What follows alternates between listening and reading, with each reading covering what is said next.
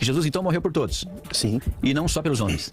Não só pelos homens, mas por toda a sua criação. Isso explica então o que Paulo escreveu aos Coríntios, vai dizer que Jesus, ele reuniu, né, consigo mesmo, não só as coisas que estão na terra, mas também as coisas que estão no céu. É profundo, hein? É profundo. Eu vou tentar deslanchar um pouquinho aqui. 4 minutos, pastor. Quando a gente fala, eu queria começar pelo texto de João capítulo 3, versículo 16. Para quem já nos acompanha, sabe que a gente faz uso dos idiomas de origem. E ao contrário do que muitos dizem, que é para se aparecer, a gente trilhou aí longos anos na escola para tentar aprender um pouquinho. A gente ainda não sabe muito, a gente sabe bem pouquinho, só para passar o pãozinho na manteiga. João 3,16 em grego diz assim: Rutos garegepasin rufeoston cosmon rosteton uion ton monogne edoken ina pas hopisteuon eis auton me apolethi al arre zoe aionion. E aí foi traduzido muito ruim. Grego, né, pastor? Grego. Porque, de fato, o portanto, o porquê, né? De fato, é uma afirmação. Deus amou o mundo. E não tem esse tal maneira. Eu já vi até pregadores dizerem que porque o escritor de João, né, não achou um texto no grego para colocar uma palavra e colocou esse tão, como se fosse um superlativo. Não existe isso no grego.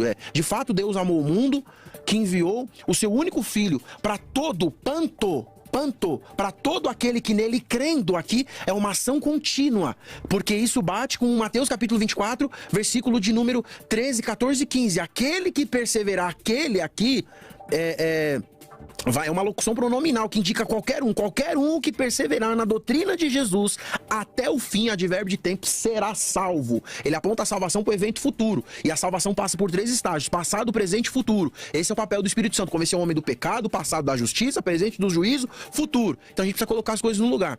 E a criação, como eu falei na inicial, ela não é só o homem foi criado lá na frente, como a gente falou aqui. Primeiro, antes do homem ter sido criado, foi tudo. Tanto é que a gente vê na escritura, o pastor Fabrício mencionou um texto agora, Apocalipse: essa terra vai ser restaurada. Mas qual o motivo da terra ser restaurada se a terra tá tudo bem? Então, se o pecado do homem não tivesse danificado toda a criação de Deus, então a gente tem uma implicação do cosmos. Se não for essa visão, né? Inclusive, um abraço pastor João Flávio Martinez, meu amigo, né, do CACP, Deus continua abençoando o CACP, o senhor também. A gente tem essa implicação com o cosmos ali. Como a gente vai colocar o eleito na expressão cosmos, que é o mundo inteiro, não é só a terra, não tem nem terra ali, né? Então pode trabalhar a expressão grega como hebraica. Agora, avançando um pouquinho mais, a teologia joanina, ela coaduna com a teologia paulina, e eu quero fazer uso, normalmente a gente usa o versículo 4, mas eu vou ler o contexto para os irmãos entenderem 1 minuto que me resta. 1 Timóteo capítulo 2, versículo de número 1 até o verso número 7, diz assim: antes de tudo, recomendo que façam súplicas, orações, intercessões e ações de graças por todos os homens. Eu vou frisar: todos os homens, pois pelos reis e por todos que exercem autoridade, para que tenham uma vida tranquila e pacífica, com toda piedade e dignidade. Ele continua: isso é bom e agradável perante Deus nosso Senhor, que deseja que todos os homens, de novo, sejam salvos. Aqui é o cerne. Qual é o desejo de Deus? Que todos os homens sejam salvos e cheguem ao conhecimento da verdade. Pois há um só Deus, um só mediador entre Deus e os homens, o homem Cristo Jesus, o qual se entregou a si mesmo como resgate por todos. Esse foi o testemunho dado em seu próprio tempo. Para isso fui designado pregador e apóstolo, digo a verdade, não minto, mestre da verdadeira fé aos gentios. Amém. Muito bem, pastor Mauri, os 4 minutos aí também. Eu acho que o senhor vai discordar, não? O senhor vai concordar? Não, discordo plenamente, né? Eu acho que assim, o próprio texto de João 16, João 3,16, ele não é um texto com essa intenção, né? Enquanto o pastor Paulo vá numa exegese nessa linha que ele coloca, a intenção do texto é de fato dizer que Deus deu o Filho unigênito para salvar o crente. A morte de Cristo na cruz, ela, como eu disse aqui no começo, ela é substitutiva. Ele não está substituindo o mundo inteiro. Ele está substituindo o crente, o pecador crente. A morte, ela tem um objetivo claro, né?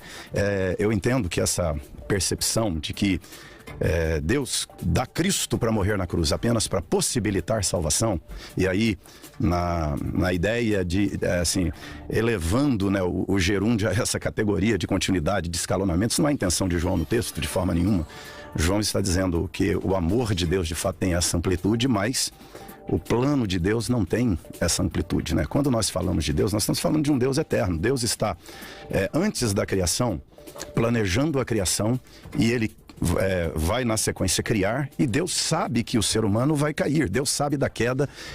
Nós estamos falando de um ser eterno, nós nos relacionamos com um ser transcendente e com um ser imanente, nós nos relacionamos com um Deus que se manifestou a nós aqui de uma forma relacional conosco, mas Deus é muito além, é muito maior do que tudo isso, e Deus é eterno. Ou seja, quando dizemos que Deus é eterno, não é que Deus é imortal, Deus é eterno. Deus habita na atemporalidade. Deus está no passado, no presente e no futuro ao mesmo tempo. Então esse Deus, quando ele vai, no ato da criação, criar a humanidade, criar o mundo, Deus já tem a queda dentro desse aspecto de que ela acontece, a redenção virá. E quando Cristo morre na cruz, Cristo morre dentro desse caminho que Deus traça para já ter o resultado lá na frente dos salvos com Ele na eternidade. Vamos pensar em eternidade, não dá para falar em termos de antes e depois, mas vamos pensar aqui antes da criação e depois da criação. Então, quando Deus cria aqui o ser humano, Deus já tem tudo, para frente ali traçado, seja numa perspectiva calvinista de dizer que Deus decretou todas as coisas, seja numa perspectiva arminiana, e nenhum arminiano vai negar a eternidade de Deus, ou seja numa presciência numa perspectiva arminiana, seja num decreto numa perspectiva calvinista, o que ambos onde convir é que, de fato, Deus já tem lá na frente o fim da história. Então, quando Cristo é dado para morrer na cruz, ele não é dado para morrer pelos pecados de todos, ele é dado para morrer para cumprir o plano da redenção, de salvar aqueles que serão salvos, de salvar aqueles que irão crer, de salvar aqueles que crendo receberão, como diz o texto de João 3,16, a vida eterna. O texto, ao mesmo tempo, ele é claro em dizer que a morte de Cristo é para que todo aquele que nele crê, ou todo aquele que nele crendo, ou seja, para que aquele que crendo receba a vida eterna, ou seja, a morte é para que o crente seja salvo. É o único jeito de salvar quem crê, Cristo tendo morrido por eles. Não é necessário e não é propósito de Deus que Cristo morresse por todas as pessoas, é objetivamente pelos que creem.